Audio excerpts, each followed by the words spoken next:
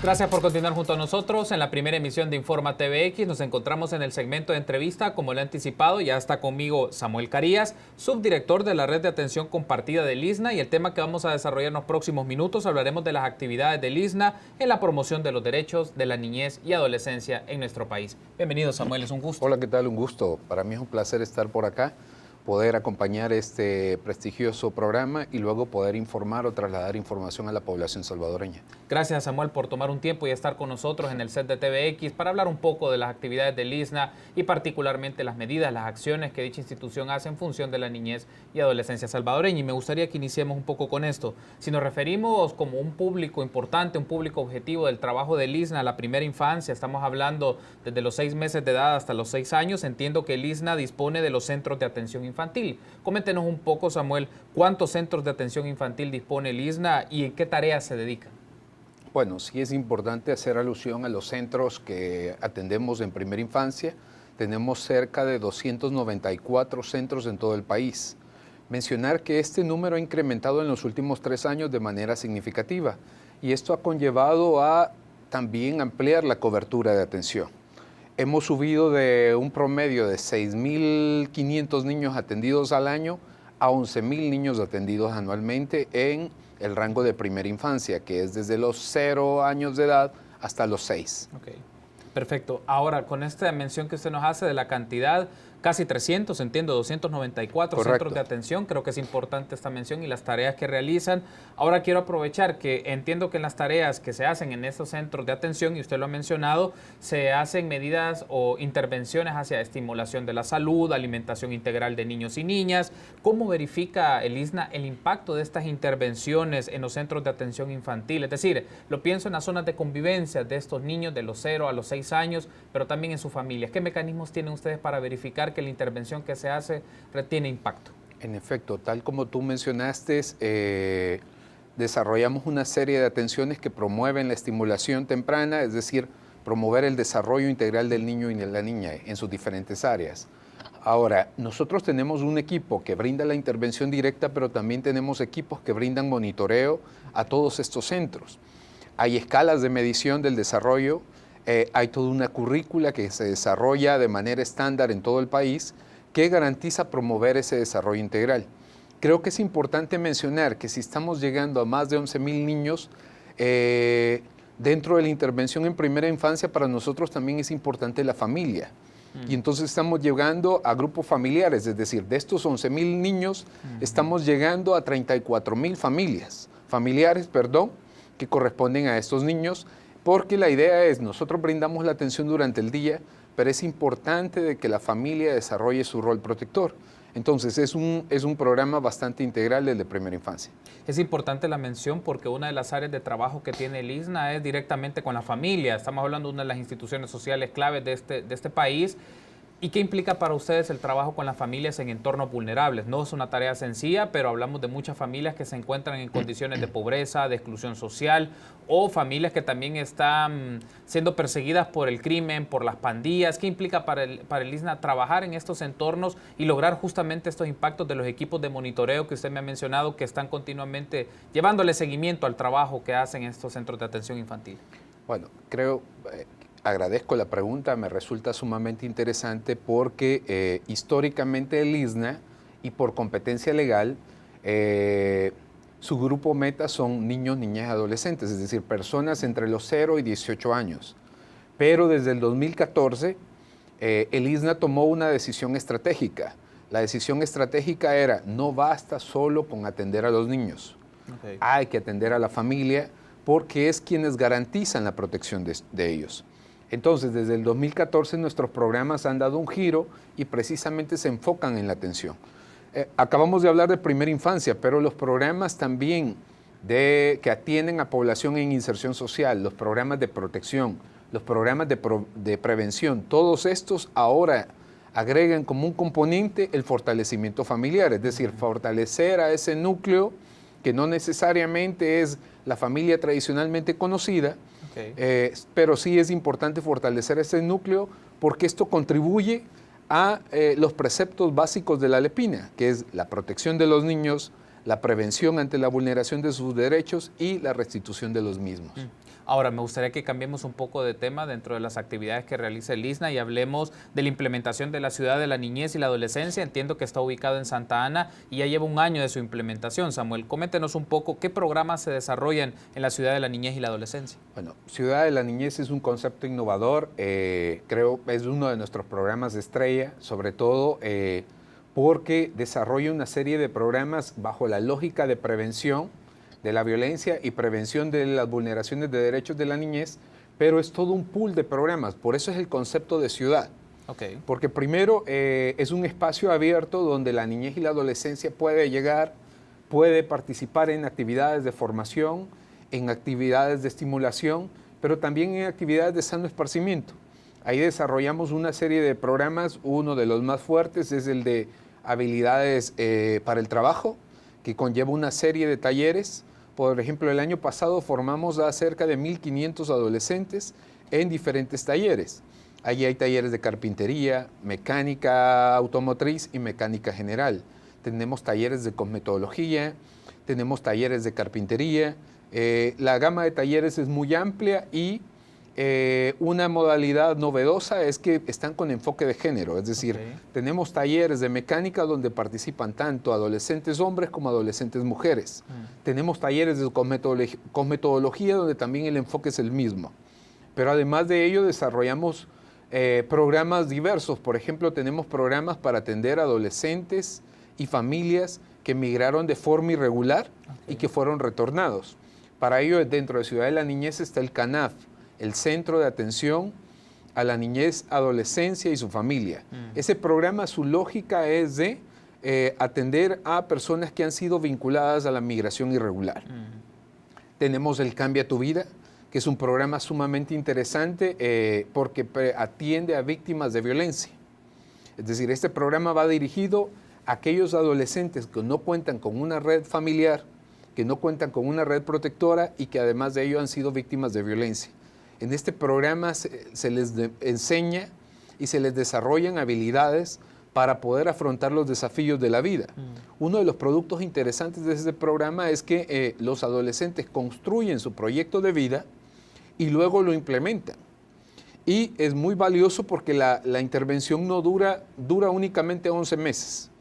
Después de 11 meses, podemos decir que estos adolescentes que han sido víctimas de violencia ahora cuentan con competencias para afrontar los desafíos de la vida, cuentan con un proyecto de vida y este proyecto de vida está ya en fase de implementación.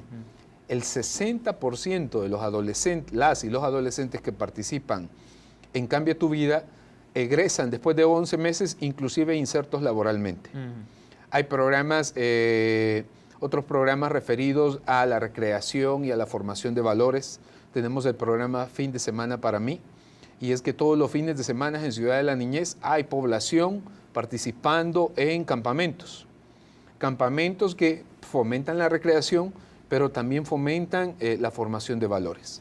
Me llama mucho la atención el programa que usted mencionaba de trabajo con jóvenes o adolescentes víctimas de la violencia en un proceso de capacitación o de atención de 11 meses y que ellos van diseñando su proyecto de vida, me menciona. Y cómo, por ejemplo, qué áreas son las de trabajo. Me mencionaba también que son personas o son adolescentes que ya también pueden surgir con oportunidades laborales. ¿En qué áreas se trabaja con ellos, partiendo de que justamente el escenario laboral, pero también el escenario de convivencia es muy marcado por la cultura de violencia, por mucha competitividad, en algunos casos hasta por competencia de manera exagerada entre las personas por obtener empleo? ¿Cómo se puede manejar estas situaciones reales con las cuales los jóvenes que ustedes capacitan y forman por casi un periodo de un año? Ok. Este programa para víctimas de violencia tiene 4 componentes. Uno de estos está referido a la educación, que es un proyecto sumamente interesante porque el Cambia tu Vida está vinculado a las modalidades flexibles del Ministerio de Educación. Okay. Nosotros le ofrecemos a estos adolescentes la posibilidad de ganar 1, 2 o hasta 3 grados académicos en 11 meses a través del Ministerio de Educación. Lo que nosotros hacemos es facilitar esa vinculación y el seguimiento académico. El otro componente está referido a las habilidades para el trabajo, donde los adolescentes participan en una serie de cursos básicos cortos que es un proceso para escogitar y desarrollar su proyecto de vida. Luego de estos cursos cortos, ellos determinan en qué áreas se van a especializar y ahí reciben un curso especializado para desarrollar ciertas competencias para el trabajo. Paralelo a ello, estamos desarrollando habilidades sobre elaboración de currículum, participación en entrevistas de trabajo, y nuestro equipo hace asocios con empresa privada en la localidad, en este caso en Santana y en la zona occidental, para, a medida de que los estamos preparando, los vinculamos a un espacio laboral. Ahora, creo que el elemento más importante de nuestro programa es el de atención psicológica. En Cambia tu Vida desarrollamos una metodología innovadora que se llama terapia integrativa comunitaria. Esta terapia lo que hace es, lo que ya mencionaba, es la clave que le enseña al adolescente a tener manejo de su estado emocional. Este estado emocional que puede ser algo natural en el desarrollo de las personas, pero que también se ve afectado por las situaciones de violencia a las que fue expuesto. Entonces, esta terapia le ayuda a manejar ese estado emocional, que es una clave para el tema de la educación, para el tema de inserción laboral y para todas las actividades de la vida diaria. Es decir, una persona estable emocionalmente tiene posibilidades de mayor éxito al insertarse a la vida que una persona que no es tan inestable laboralmente. Concluyo sobre este tema mencionando que han habido muchos programas de formación para adolescentes. Pero la pregunta es, ¿por qué? Si está muy bien formado, si se le obtiene inclusive una oportunidad de empleo, no siempre se mantiene estable en el empleo. Okay. Y eso tiene que ver por la estabilidad emocional. Entonces, esa es la clave de la intervención que nosotros estamos haciendo con las víctimas de violencia y que estamos promoviéndoles un proyecto de vida nuevo y diferente. Samuel, quiero aprovechar para incorporar otra temática del trabajo del ISNA. Entiendo que el ISNA, junto a otras instancias que se dedican a la promoción de los derechos de la niñez y adolescencia, están configurando una estrategia nacional de coordinación de la red de atención compartida. ¿En qué consiste dicha estrategia de la red de atención compartida? Bueno, sí, ese es el área que principalmente dirijo desde mi función en el instituto. En efecto, el ISNA tiene por competencia coordinar a la red de atención compartida. ¿Quién es la red de atención compartida? Son todas las instituciones, sobre todo de la sociedad civil, las que conocemos como ONGs, que trabajan en materia de niñez en el país. La LEPINA nos mandata que debemos coordinarnos y trabajar juntos. Entonces, ya lo hemos venido haciendo desde la entrada en vigencia con la LEPINA, pero ahora con esta Estrategia Nacional de Coordinación, en efecto lo que buscamos es dar un salto de calidad en este proceso. Ya tenemos algunas acciones concretas con resultados, pero ante la realidad de nuestro país, donde los recursos son limitados, debemos buscar la manera de cómo potenciar esos recursos. Y creemos que la mejor manera de hacerlo es coordinándonos todos y todas los que trabajamos en materia de niñez. Es mucho más efectivo el esfuerzo que hagamos con tus recursos y los míos. Sí. Entonces, si sumamos los recursos de todos y nos ponemos de acuerdo, seguramente vamos a tener un alcance y un impacto mayor en la población. En esta configuración de dicha red, Samuel, ¿han encontrado, tienen algún dato aproximado de cuántas organizaciones o expresiones organizadas trabajan de la niñez y adolescencia? En algunos son más visibles tal vez por los recursos que disponen en medios de comunicación, en redes sociales, pero seguramente a nivel más territorial, comunitario, hay otra serie de organizaciones que tal vez no se difunden mucho. ¿Tienen un estimado o una expresión de eso? Sí, hay diferentes datos. Por ejemplo, en el registro oficial, que es nuevo a partir de la entrada en vigencia de la LEPINA, hay registradas en el CONNA 98 entidades. Sí, ese es como el registro oficial a partir de la LEPINA. Antes de eso, el registro que había era el registro de ISNA. En este hay alrededor de 296 entidades registradas. Pero, cuando tú vas al territorio, hay muchas iniciativas, algunas de carácter formal, otras de carácter comunitario, que no están incluidas en ninguno de los registros. Es por ello que el ISNA ha promovido la construcción de redes. El ISNA cuenta con 18 redes a nivel nacional, cuenta con 14 redes departamentales, es decir, hay una RAC en cada departamento, donde ahí se integran todos los actores de la localidad, aquellos que están dentro del registro o que no lo están. aquellos que son organizaciones de la sociedad civil, pero también pueden integrarse grupos de iglesias. Tenemos una participación bastante fuerte de representatividades de las alcaldías participando en todas estas redes. Y luego, además de esas 14 redes, tenemos redes temáticas. Hay 3 redes, una por región, en materia de atención a niños con discapacidad. Existe una red de entidades que atienden a niños en situación de calle. Y también hay una red de entidades que brindan acogimiento, es decir, aquellas entidades que conocemos como los hogares o centros de acogida, también están constituidos en una red. Entonces, este es parte del esfuerzo que estamos haciendo y ahora queremos dar el salto de calidad con la estrategia que mencionábamos hace un momento. En este esfuerzo, Samuel, de configurar una red, o ya algunas que están trabajando y que ustedes identifican, en este diagnóstico para implementar dicha estrategia o sobre la marcha de las actividades que ustedes ya están realizando, ¿han podido encontrar situaciones, por ejemplo, duplicidades? A veces suele ocurrir que hay diferentes organizaciones que están trabajando sobre lo mismo, en el mismo lugar, a las mismas personas, y eso implica duplicar recursos, esfuerzos y energías, o a veces diferencias o conflictos que se pueden generar de la manera, del enfoque que ellos tienen de intervención hacia las comunidades y hacia la niñez y a la adolescencia. ¿Han podido identificar estos escenarios que hay duplicidad de recursos o duplicidad de esfuerzos y también, por otro lado, diferencias o conflictos generados por la postura que se tiene de intervención hacia la niñez y la adolescencia? Sí, ¿verdad? Creo que en un ejercicio normal de intervención en el territorio, donde no hay una comunicación lo suficientemente clara, se presentan este tipo de esfuerzos donde se duplican y hay escenarios donde diferentes actores llevan sus recursos al mismo grupo poblacional.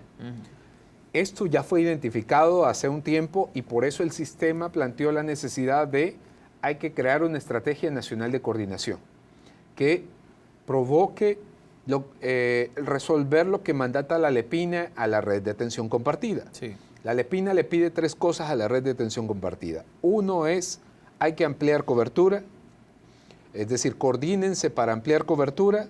Segundo, coordínense para evitar duplicar esfuerzos. Y tercero, coordínense para mejorar la calidad de los servicios. Por ejemplo, quiero mencionar una situación identificada en este tema de la duplicidad de esfuerzos. Hace años, allá por el 2013, identificamos en materia de situación en niñez en calle, identificamos que en el área metropolitana de San Salvador, la atención a los niños que viven en la calle estaba una intervención de varios actores. Habían iglesias participando en ese esfuerzo, habían organizaciones de la sociedad civil e instituciones del Estado tratando de atender esa población.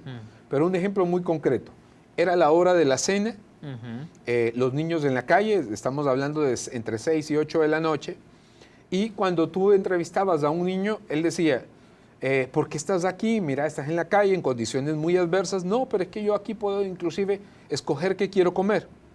¿Cómo es eso? En aquella esquina va a llegar la iglesia tal y va a llevarme el menú de esta semana es este. En la otra esquina va a llegar la institución tal y también lleva comida. Y en el parque va a estar la otra institución que también lleva comida. Yo hoy esta semana decidí que voy a ir al parque porque el menú que trae la otra no me parece. Okay. Ese se estaba dando. Lo identificamos, nos coordinamos como red y ahora hemos evitado esa duplicidad de esfuerzos, que obviamente implica la subutilización de recursos. Sí. Porque tenías una provisión de alimentos para un grupo determinado, pero tenías 3 hasta 4 ofertas del mismo día a la misma hora. Claro, seguramente a todos los actores les quedaba remanente de estos recursos. Entonces, ahora eso se ha corregido, y lo pongo como un ejemplo muy específico, pero precisamente el coordinarnos como red ha promovido eso. Ahora, la estrategia lo que busca es todavía dar un salto de calidad mayor y evitar cualquier tipo de duplicidad de esfuerzo y, al contrario, ampliar la cobertura de atención. Perfecto, Samuel. Tenemos que hacer una pausa, pero en el siguiente bloque tenemos más tópicos que desarrollar en función de la promoción de actividades y derechos de la niñez y la adolescencia. Permítanos una pausa. Volvemos en minutos.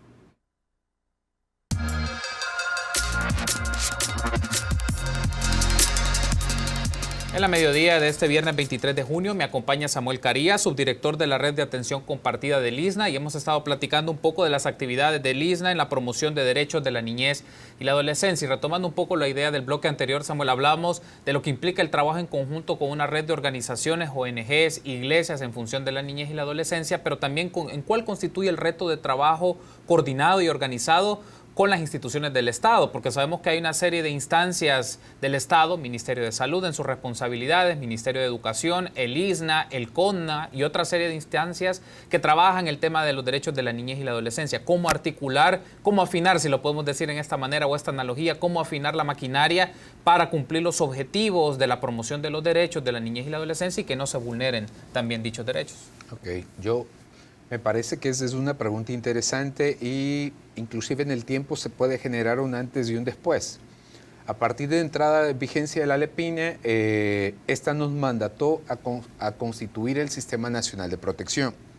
Y eso figuró una serie de instituciones del Estado, de la sociedad civil y otros actores a que trabajemos de manera coordinada. Hemos avanzado significativamente, pero todavía nos falta. Pero ahora viene la otra parte, y cómo nos coordinamos con los otros actores. Creo que es importante mencionar que a partir del gobierno del profesor Sánchez Serén, él dio un mandato a todas las instituciones gubernamentales de que nos coordinemos en el territorio. Entonces, eso marca un antes y un después, porque ahora hay una mayor disposición, es decir, ya lo había, pero ahora es un poco más efectiva, el poder coordinar con las sedes en la localidad del Ministerio de Salud, por ejemplo, con las oficinas departamentales del Ministerio de Educación, por mencionar algunos actores. Es decir, a partir de este mandato, esto se volvió de manera más factible. Y luego agreguémosle un tercer elemento. El tercer elemento es que surge el Plan El Salvador Seguro, el Plan El Salvador Educado, que también están en esta plataforma de hacer los esfuerzos coordinados. Entonces, es decir, ahora el escenario está dado y es un poco más factible el coordinar. Ahora, basado en mi experiencia, tengo una opinión, y es que ya tenemos el escenario y la instrucción de coordinarnos. Y creo que todas y todos los actores tenemos claro eso, pero todavía no hemos aprendido lo suficiente el cómo coordinarnos. ¿Sí? Eso todavía nos falta un poco. Estamos aprendiendo. Creo que, en mi opinión, el ejecutar el Plan El Salvador Seguro nos está enseñando mucho sobre ello, ¿verdad? Y en ese sentido, desde el Sistema Nacional de Protección para la Niñez, hemos avanzado en algunos esfuerzos, y ahí es donde le estamos apostando a la Estrategia Nacional de Coordinación. Es decir, si lo vemos todo como bajo el enfoque sistémico, es decir, habemos varios subsistemas que nos entrelazamos. Sí. Está el Sistema Nacional de Protección, está la Red de Atención Compartida, las instituciones que están implementando el Plan El Salvador Seguro, el Plan El Salvador Educado. Algunas estamos inmersos en 1, 2, 3 y quizás en los 4 espacios, ¿verdad? En estos 4 subsistemas, y eso contribuye. Entonces, estamos integrando todos estos subsistemas en un solo que responda a transformar la realidad de la niñez en el país. Ahora me gustaría, Samuel, que hablemos un poco de un grupo objetivo del trabajo del ISNA, del CONNA, hasta de instancias del órgano judicial. Me estoy refiriendo a los adolescentes en conflicto con la ley. Me gustaría que nos comente un poco desde el trabajo del ISNA cómo se puede desarrollar una estrategia o qué medidas ustedes han venido trabajando para incluir socialmente a estos jóvenes que están en conflicto con la ley y que puedan reingresar de manera efectiva tanto al sistema educativo o en algunos casos también al entorno laboral y comunitario. Sí, esa es una de nuestras tareas más desafiantes. En el último año atendimos alrededor de cerca de 20,000 adolescentes en esta situación, es decir, podríamos decir en conflicto con la ley, porque cometieron algún tipo de ilícito. De estos 20,000, el número más grande son aquellos que fueron detenidos, pero que no les ha sido comprobado el delito. Esos andan arriba de 13,000, es decir, nosotros en un año atendimos un poco más de 13,000 adolescentes por un periodo de 72 horas. Luego tenemos el dato que no, de aquellos que sí se les comprobó que habían cometido un ilícito y tuvieron que cumplir una pena. Ahora, hay dos modalidades y creo que ese es un dato importante. Están aquellos que tuvieron que cumplir una medida de internamiento, que en el último año andan por los 1.500 adolescentes que estuvieron prácticamente detenidos en un centro de inserción social. Pero casi un poco más de 5.000 adolescentes tuvieron lo que se llama medidas sustitutivas. Okay. Es decir, participaron en nuestro programa de medio abierto, que es un programa enfocado a reeducar las conductas de estos adolescentes, buscar construirles un proyecto de vida y insertarlos a la sociedad, ¿verdad? Por eso nuestro programa en ese sentido, el programa marco es inserción social y dentro de este desarrollamos el programa de medio abierto.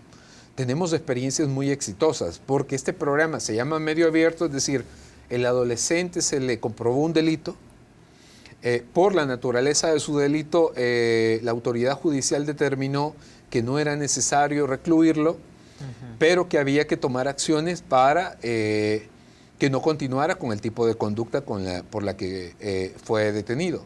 Y entonces ahí es donde el ISNA interviene con estos programas, que lo que hace principalmente es vincular en la localidad donde reside el adolescente una serie de programas para construir su proyecto de vida. Entonces, es un programa muy exitoso. Tenemos adolescentes que han logrado superar estas situaciones, es decir, esta conducta por la que llegó al sistema judicial y ahora están integrados. Tenemos 5.000 adolescentes participando de ese programa, pero es un tema muy complicado, porque cuando buscamos socios, no todos nos abren la puerta por el perfil de los adolescentes. Es decir, si se trata de un adolescente en conflicto con la ley, si se trata de un adolescente que ha tenido algún tipo de vínculo con pandillas, yo no quiero trabajar con él.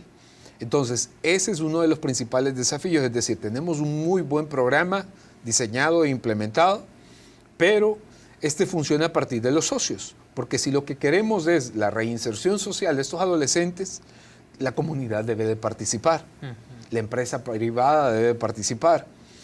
Y es ahí donde la respuesta no es como quisiéramos. Sí tenemos respuesta porque hay 5.000 adolescentes participando, pero podrían participar más si tuviéramos una mayor reacción de parte de la sociedad. Me llama mucho la atención esta mención que hace Samuel. ¿En qué sectores de la empresa privada, por ejemplo, el ISNA considera que debe existir mayor apertura y dar espacios para estos jóvenes que han sido parte de estos procesos de intervención? Particularmente lo pienso en cuáles son aquellos socios que ustedes consideran estratégicos del sector empresarial, pero que no han tenido la respuesta o la reacción que ustedes quisieran.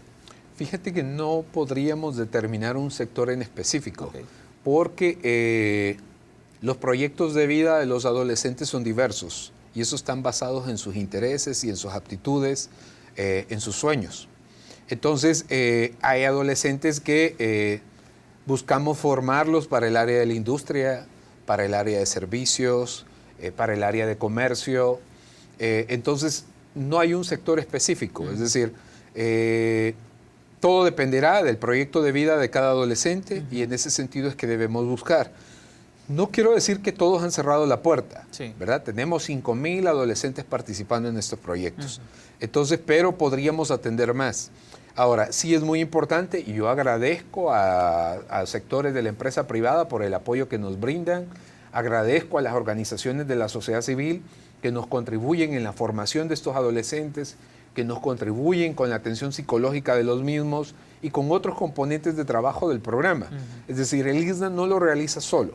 Este programa para tratar de la inserción social de los adolescentes lo hacemos con los actores en la sociedad. ¿Cómo, por ejemplo, lidia el ISNA o enfrenta una realidad en donde muchos jóvenes que ustedes trabajan, intervienen y les permiten ya incorporarse a la dinámica de la sociedad, enfrentan una situación, para ser muy concretos, la criminalización de la Policía Nacional Civil, que ya puede ser por persecución o por maltrato, o la Fiscalía General de la República, que pide que estos jóvenes sean puestos en detención por una presunción de que han cometido delitos. ¿Cómo puede trabajar o cómo lidia el ISNA con esta situación que ocurre en diferentes territorios del país? Bueno, el ISNA es una institución que trabaja por la garantía de los derechos humanos de la niñez y adolescencia. Y ese es nuestro punto de partida. Okay. Es decir, para nosotros a estos adolescentes los vemos como seres humanos y como seres humanos tienen derechos. Nuestra labor es defender estos derechos. Por ejemplo, los adolescentes que son detenidos por 72 horas, nosotros usualmente son albergados en Bartolinas de la policía. Nosotros verificamos que se les respeten sus derechos a estos adolescentes. Entonces, esa misma es la postura para todos los ciclos de intervención de estos adolescentes que están en conflicto con la ley. Okay. Pero sobre ello quiero mencionar, queremos dar un salto de calidad. Sé que algunas personas pensarán, bueno, pero es que estos hipotes no merecen un trato digno, ¿verdad? Por lo que han hecho, seguramente ellos lo que merecen es un castigo. Pero si vamos un poco más atrás de las causas de la conducta de estos adolescentes, identificamos que hay elementos que fueron los que provocaron esta forma de actuar. Ahora, si atendemos estos elementos, si combatimos las causas que provocaron esta conducta, hemos tenido resultados muy satisfactorios. Por ejemplo, tenemos en nuestro centro de inserción social en Hilo Vasco, la implementación de un convenio con la Universidad Luterana. Entonces, es decir, por ejemplo, en este centro tenemos un pequeño grupo de adolescentes que están estudiando en la universidad. Tenemos adolescentes que ya van en 6º ciclo de trabajo social. Y son adolescentes que, si están detenidos, es por un delito grave. Entonces, lo que estamos haciendo ahora es, ok, estás detenido y en lugar de que estés desperdiciando tu tiempo, estamos construyéndote un proyecto de vida. Probablemente estos adolescentes cuando salgan no han terminado su carrera, pero la proyección es que la continúen. Y luego el otro elemento es que estamos creando un proyecto nuevo y novedoso que pretendemos completarlo ahora en el 2017 y es la construcción del primer resguardo con enfoque de derechos para adolescentes en conflicto con la ley. Okay. Estamos pretendiendo construir un proyecto que pueda atender hasta 300 adolescentes que son detenidos durante 72 horas, pero que ya no sean detenidos en una Bartolina y que algunas veces inclusive mezclados con población adulta, sino que sean detenidos y estén resguardados en instalaciones más apropiadas. El primer elemento es que sean exclusivas para menores de edad y segundo, que reúnan condiciones óptimas para que mientras ellos tienen su estadía en ese espacio. Perfecto, Samuel. Gracias por habernos acompañado. Ha sido un gusto. Ha sido un placer. Para mí es un gusto mencionar que el ISNA se está transformando, el ISNA está avanzando bajo una lógica programática en enfoques de derechos y continuaremos con este proceso. Gracias por habernos acompañado. Estuvo con nosotros Samuel Carías, subdirector de la Red de Atención Compartida del ISNA. Permítanos una pausa. Volvemos en minutos.